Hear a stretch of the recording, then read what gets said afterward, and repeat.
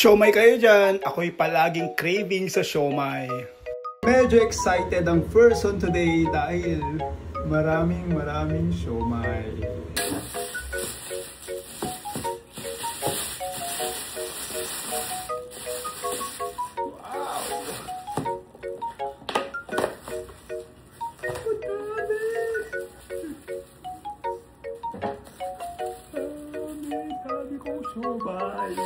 Hindi naman siguro halata na madali lang ako pasahin lalo pag sa pagkain.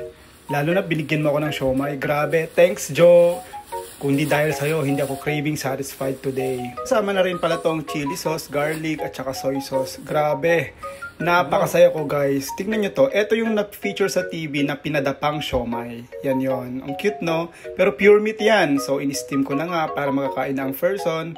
And nung medyo okay na siya, sinilip ko. Grabe, ang ganda niya tignan. Parang alam mo yung meat na meat talaga. While waiting maluto, binuhos ko na ang sauce. Chili garlic sauce. Yan, gawa po nila yan. Yung chili at saka yung garlic. And then, taste test. Grabe, nag-uumapaw sa sarap.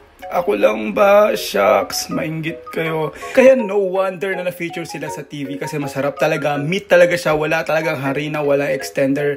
Pure meat. Message na sa kanilang FB page, Pau's Homemade Siomai.